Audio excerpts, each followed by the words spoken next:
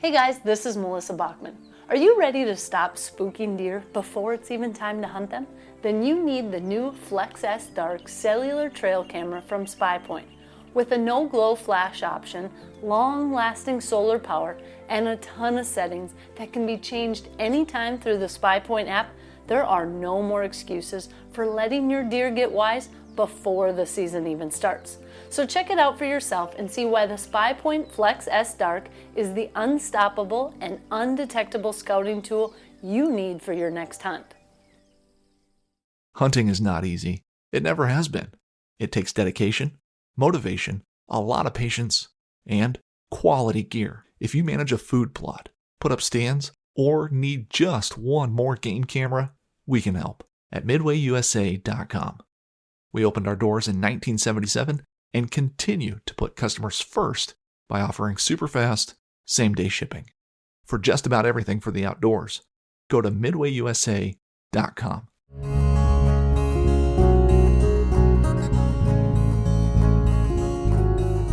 Welcome to the Casting Across Fly Fishing Podcast. I'm Matthew of CastingAcross.com, where I explore the quarry and culture of fly fishing. Episode 356 of the podcast, and we are talking about getting that fly down. As you are probably well aware, the majority of foodstuffs that trout in particular consume are under the surface. And so although we have this beautiful bucolic image of a little mayfly floating its way downstream, and then you have the nice gentle rise and that perfect picture of a trout being hooked and being fought and all those things that are great, and we want those.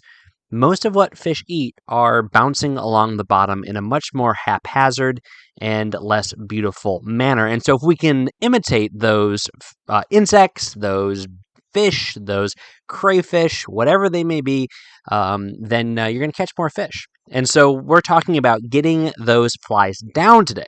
Because as you are probably also well aware, it's not as easy as just tying a nymph on and throwing it in. For new anglers in particular, subsurface fly fishing can be pretty intimidating. Now, the strike indicators are incredibly helpful. Tight line nymphing techniques, which have certainly become quite popular in the last decade, is also very, very helpful. But what the thing that I want to focus on today is how do you get that fly down? Because this is a true challenge in certain situations.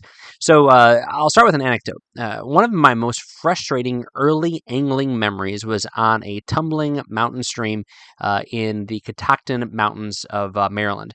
And I had hiked up for quite a ways, and I came across a pool, and it was just a picturesque pool, but there was no fish rising. It was a very, very cloudy day. It was starting to get chilly. There was very little insect activity, but there was a number of fish that could be seen feeding at the very head of the pool. But it was a plunge pool, and the waterfall into the pool was causing a pretty deep depression on the front or the head of that pool, which meant that the fish were sitting in a place where they could feed on all of those insects and other things that were coming over the waterfall and then being pushed down through the length of that pool. And so effectively the fish at the head of the pool were the deepest fish, and they were probably 3 or 4 feet down. Well, this is not that big of a problem, except in this situation, they are 3 feet down and only about a foot away from that waterfall. And so you had a few options. One was to cast into the waterfall, which shot your fly down, and you completely lose sight of it. And also, what you were observing when you watched that fly get pushed down in that waterfall is that it usually came out underneath those fish, which, from a presentation standpoint, was problematic because the line from your leader would now be running across those fish. There's really no good way to get that fly down in that waterfall and then also pop up into the feeding column of those particular fish. But if you cast just nearer to yourself, nearer to those fish from that waterfall, there wasn't enough time to get that fly down. And so I remember resorting to a number of different tactics, trying to cast to the front of the waterfall and putting more weight on and just trying to figure it out. And it just took me hours to try to get this fly in front of the fish. And every once in a while, enough of the variables would come together where that fly would pass in front of those fish and they would move their head a little bit to one side or another, maybe even take a swipe at it. But as often is the case with situations like this, after you have been just so intensely focused on getting the fly where you need to be for a long period of time, you're actually not even like thinking about setting the hook. And so I don't think I had a lot of success that day. But there's been other situations, other circumstances, other angling, problem solving moments that I've had to address in all of these years of fly fishing. And I would say that getting your fly down is probably one of the things that, although it may be kind of common sense and second nature if you've been fly fishing for a long time, even if you have been fly fishing for a long time, there may be circumstances that require a little bit more thought, a little bit more energy, a little more effort. And so I'm going to talk about 4 things today, actually 5 things today, because the first one I think is the most essential, and one of the things that I don't know if everybody necessarily tends to spend time on, and that is to watch an experiment. So watch an experiment. So what do I mean by that? Well, I like to watch how my fly flows in the water. I think a lot of us do. And so when I am fishing a nymph, whether that be a weightless nymph or whether it be a weighted nymph or whether it be a multi-nymph rig with some sort of other weight like split shot attached to it, I like to cast upstream of myself and watch how that fly looks in the water as it drifts in front of me. So ideally what you have there is you have an identical set of variables that you are putting yourself in that moment that will be the case when you make that presentation. So what do I mean by that? So say you see a lie in front of you that's maybe 15 feet in front of you where you think there might be a fish, whether you actually have seen the fish, you do some sight fishing, or whether there be some sort of depression in the stream or a boulder or something like that. You have something 15 feet in front of you. So you can, cast maybe 10 feet in front of that. So you've got now a triangle. It is 15 feet, in front of you, 10 feet upstream, and then, a squared plus b squared equals c squared, and you have this angle between yourself and that cast where you made that presentation. Well, what you want to do then is you're going to cast directly upstream from yourself, and you can now watch, as you meant, you can watch that rig or that nymph bounce along the bottom of the stream. Maybe it gets hung up, or maybe it is really, really high up in the water column. If the water's moving very fast, then that nymph is just being swept a few inches under the surface. And now you can make adjustments to make sure that your fly is going to be where you want it to be when you do make that cast upstream, 10 feet from that spot, 15 in front of you. It's never going to be perfect, but you want to kind of at least have an idea. So that's kind of the easiest way to watch an experiment when you are trying to gauge the depth of your fly or flies. But something else that you can do is just drop something in the water. Drop a little pebble. Now, again, a pebble is going to have a lot more density than even a really heavily weighted fly, but you're able to kind of gauge of what's happening. If the water's moving really, really fast, how much is that pebble being moved? So a great, analog to this is a few blades of grass when dropped from, shoulder height are going to move very differently in the wind than a golf ball when hit with a driver. However, that kind of that information that you're gauging from what that grass does as you drop it in the air and the wind moves it is going to kind of help you gauge what you need to do when you hit that golf shot. Thus concludes my knowledge about golf. But it illustrates a similar scenario to kind of watching something drift in the water. So this has even happened once I've basically blown up a pool, when I haven't been able to get my presentation right, when I haven't been able to get that fly where it needs to be. And so consequently, I've lined fish or I've spooked fish in some other way. I will go up and I'll, basically drop my fly right in that spot I want to drop it and see what happens, so that the next time I'm there, I can think, okay, here's the issue. There's a current I didn't see. There's a boulder that I didn't see that was causing an interesting flow underneath the surface of the water. It's actually really, really fast here because it's just downstream of something. And I'm able to kind of get a better idea. So the next time I come, I can say, okay, now I need to cast a little bit further upstream, a little further to the side, or one of the things that we'll talk about here momentarily. And so you can do that with your fly. You can do that with, again, some sort of foreign object that you throw in the water from stream side, and just get that idea. And it's really just kind of getting this base level hydrology bank of information. How does water impact stuff? How does water impact the things that are in that water? And yes, your fly is of primary importance. But once you get to know these variables and how they interact with one another, You know about how and why fish go where they go. You understand why streams are formed the way they are. You can understand after a significant weather event why the stream is changing. And again, all of these things do impact your prospecting for fish and impact the presentation of that fly to those fish. So that's the first thing. I would say watch and experiment. So the second thing, and I've alluded to this already, is your fly. Now, I am a big fan of really trying to keep your flies as simple as possible. I don't want to carry, you know, 10 different sizes of hare's ear nymphs with 3 different weights on each of them with other variables. I just don't have enough space in my box to have a full fly box of hare's ears, a full fly box of pheasant tails, a full fly box of copper johns. I have to kind of pick and choose what I think is going to be the best. But of course, making sure that you have a fly with some weight on it if you're in a fast current, so weight on it if you need to get it down quickly, is really quite important. We'll talk about the equipment you can add to that later on, split shot and things like that.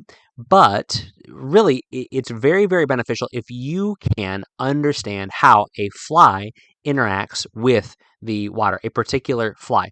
And so I'll give that good example of a tungsten bead on a hare's ear nymph is going to sink at a slower rate. There's a very good chance of this, especially in slow water, than a copper john with just a normal, slotted bead. And the reason is that hare's ear nymph has got all of those dense fibers in it that are going to hang on to little air bubbles. And so even though the weight may be heavier, it also has more resistance as it is sinking. And so being able to think through things like that, look at your flies, assess them as such, and maybe even if you think that a particular pattern is going to be the better pattern, then if you can't use it effectively, switching to a different pattern that is going to function more effectively in that situation is going to be the thing to do. So know how different flies, different materials, different weights, and even different shapes can impact how your fly is presented. I think a great example of this is, when we look at, again, I'll go back to the well of the hare's ear because it's a very, very simple fly.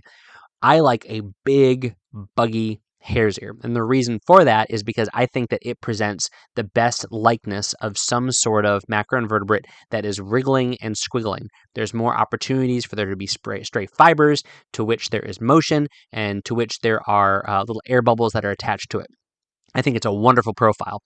I don't like those anemic looking hare's ears, the ones that are relatively tightly dubbed, even if they have a nice wing case. But the benefit of those is that you do get something that is imitating an macroinvertebrate of that color and of that profile, and it isn't going to have that same sort of resistance as it is sinking. And so they are kind of ugly, but they do the job. And at the end of the day, what are we doing? We are imitating bugs, right? So it doesn't matter how they look to you and me, it matters how they look to the fish. And so instead of maybe fishing a copper john, something a little bit flashier, something a little bit more unnatural, you can fish something more natural, but with that profile that accomplishes effectively the same thing. This is true of streamers also, but that's kind of another conversation we can have on another day. So the first thing, watch and experiment. Second, make sure you know how your flies work. The third thing is figure out your angles. So we're kind of working backwards here because we're talking about casting next. But really, if you're not in a good angle, then your cast isn't going to matter as much. So figure out where you need to stand to make your presentation. So sometimes this means instead of being comfortable at the back end of a pool or on the edge of a riffle and being able to stand up fully and make that nice quartering away cast and allow that drift to happen, you may have to be on your hands and knees halfway up the riffle, or you may be crouching at the head of the pool. And now this introduces a whole other bevy of dynamics, including fishing from upstream as opposed to downstream, and having to modify the way you set the hook and things like that. But if there is a situation where it comes down to getting your fly in front of the fish or not, it doesn't matter how you're going to set the hook and fight the fish if you can't get that fly in front of the fish. So I like to think about a particular location where I need to get my fly down deep quickly and think, where can I stand such that my cast can be put in the right place so that that fly can get down. So if I'm having to cast, again, upstream or even quartering away upstream, is my line going to be laying in the water such that it gets pulled quicker than that fly can descend into the water? Again, we'll talk about casts here in a moment and different casts that you can make and casting techniques that you can employ to mitigate some of those effects. However, I think the important thing to know is that there may be situations where you do need to cast closer upstream to your target than you might like in order to give your fly an opportunity to descend, or simply to avoid certain currents that are going to move that fly in an inappropriate manner. Inappropriate in the sense that it is not going to be able to drop down into that feeding lane, drop down that water column, and then move in front of the fish. So again, I would say experiment. Blowing up a pool is bad because you've missed the fish. But as I've already alluded to, blowing up a pool means that now you can kind of break it down.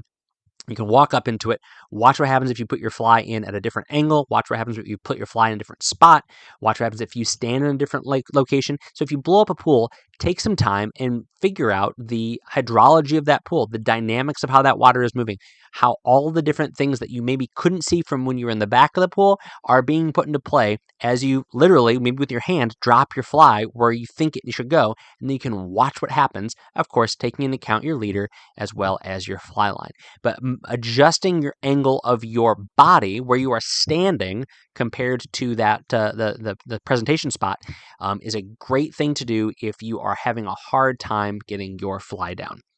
All right, so getting your fly down. All right, so the first one is watch and experiment. Second is make sure that you are using the right fly, the right type of fly. Thirdly is your angle or your positioning for your cast. And then fourth is the cast itself. So you might make an absolutely beautiful cast. So you lay it out there and that line unrolls, the leader unrolls, the fly drops down, and everything just looks perfect. Well, that's nice if you are in a casting competition. That's nice if you are wanting the aesthetics of a pretty traditional cast. However, when it comes to a lot of angling situations, that's not going to cut it, because now what's going to happen? The current, assuming that there's any sort of speed to the flow of the current on the top of the water column, is going to start pulling that line, pulling that leader, and no matter what kind of fly you've chosen, and how deliberate you've made that choice, no matter where you've positioned yourself in that pool, everything is going to pull that fly horizontally as it is sinking vertically. And it is probably going to really diminish the effectiveness of even a weighted fly to get down right in that spot. So this is not a big deal if you have a long play before your fly gets to that fish. If you've got 10 yards, then maybe that's okay. Maybe that's not a problem. And in fact, in a situation like that, then it's ideal, because now you're maintaining a nice connection from you to your fly. It is a straight line. There's no belly. There's no squiggles. There's nothing going on between you and your line and your leader and your fly. However, we're addressing a situation where there is an issue trying to get your fly down. So now the solution might be you lose that pretty cast. You allow that fly to kind of pile up underneath your leader. So this can be achieved in a number of ways. This can be achieved in really lowering the application of power, so decreasing that final stroke. So instead of that line and leader and fly unrolling nice and prettily in a nice pretty manner, then it kind of starts to die. And so the line might unroll perfectly, but now the leader kind of collapses and the fly is coming down not at an angle that it was the trajectory that it was moving at when you were making that cast, but it's kind of was left hovering in midair like Wile E. Coyote running off a cliff, and it comes crashing down on top of your leader. Now, this is a dangerous thing because this is how wind knots happen. Wind knots, more often than not, are bad casting knots. But you need to have enough energy and momentum in that cast that you're allowing to collapse so that your fly does either A, still move past that leader that is now kind of collapsing in squiggles and loops on the top of the water, or it is following those things such that it is not going to create a knot on itself as you cast. But this is a really, really good technique because it allows that fly to get down before that current starts to pull the line, leader, and tip it downstream. So again, I think the easiest way to explain this, and as I always say when talking about casting, it's better to watch something. So go watch a video on YouTube about a pile cast would be kind of one form of doing this, but effectively you are decreasing the application of power as you are making your final presentation cast, such that that fly and that leader don't straighten out on the water. They kind of collapse onto themselves. So say you're using a 9-foot leader, your fly is going to be only moving maybe 5 feet out in front of the tip of your fly line, as opposed to that full 9 feet, which would be a nice, pretty cast.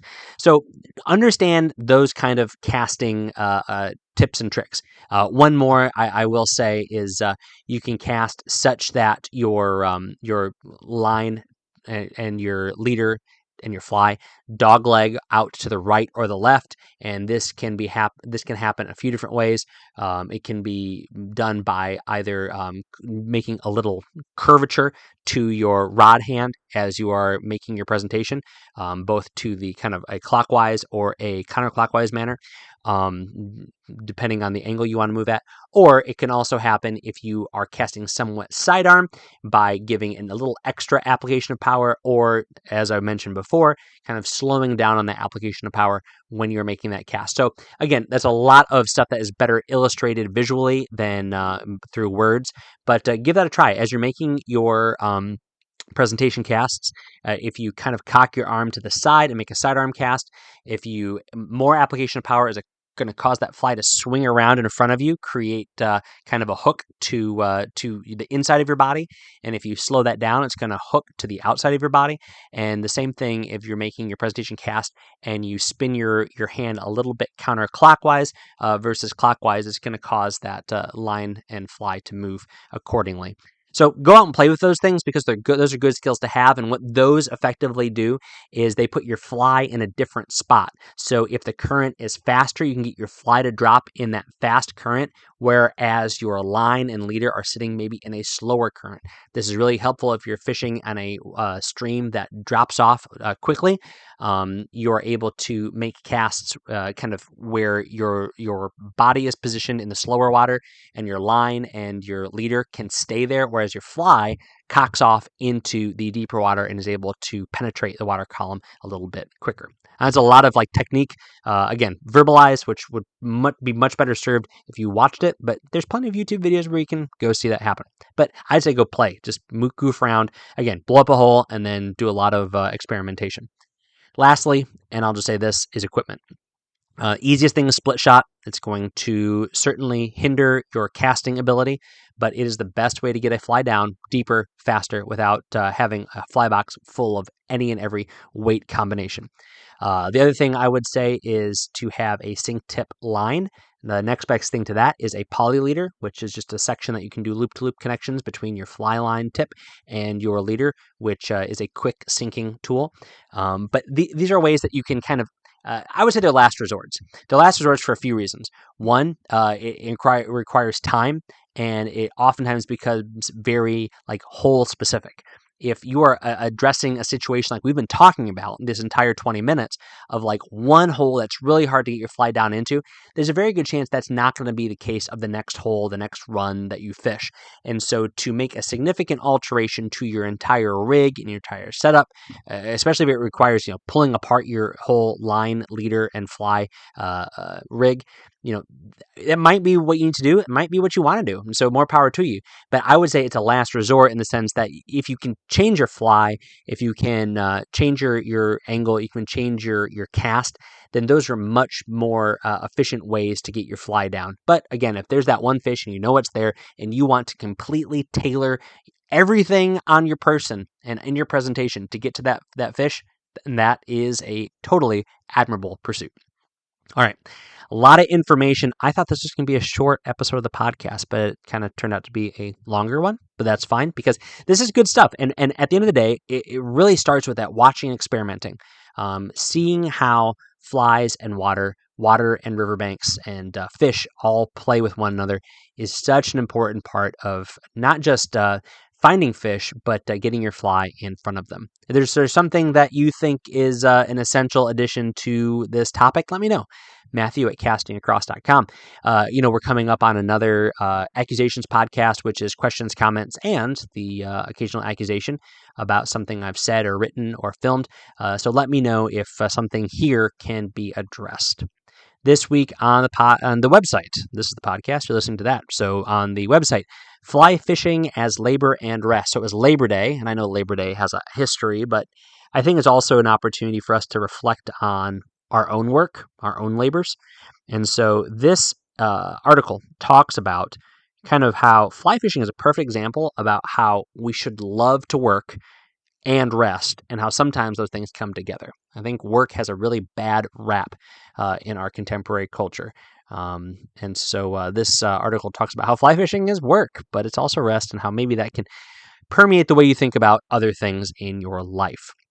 Wednesday's article was called Fishing's Most Influential Work at Your Fingertips. So this is another video, and here I don't have a physical book in my hands in the video, but I show you something on my laptop screen, the very same laptop in which I'm recording this podcast right now.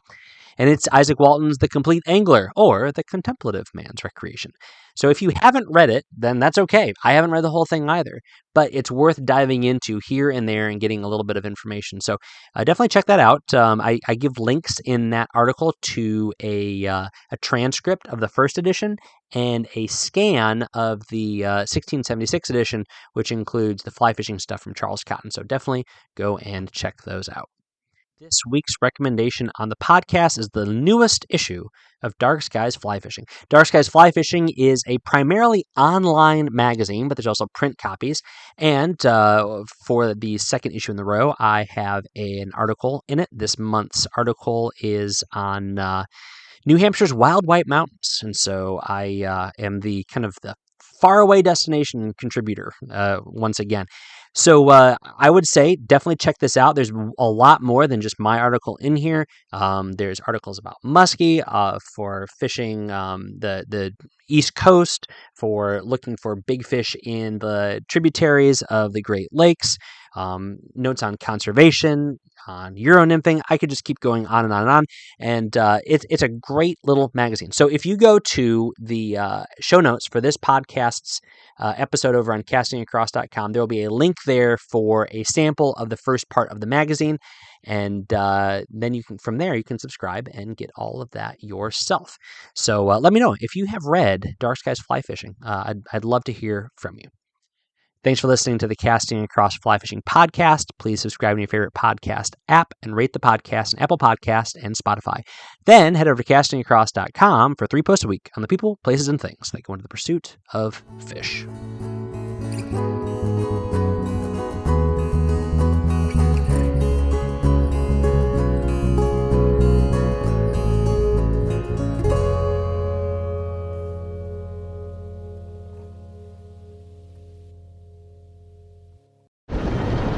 Habitat loss is the greatest threat to our flats fisheries. That's why Bonefish and Tarpon Trust has been committed to restoring and conserving essential fish habitat for more than 25 years. From Florida to Belize, from the Bahamas to Mexico, we're restoring natural flows, replanting mangroves, and opposing unwise coastal development. But we can't do it alone. Help us bring science to the fight for the future of the fisheries we love. Become a member today at btt.org. Bow hunting all comes down to a moment. And in the moment, you want equipment on your bow that will get the job done. Trophy Ridge products are the tools bow hunters trust. React Technology sights, rests, stabilizers, and quivers to help a bow hunter be successful in the field. And those tools are from Trophy Ridge.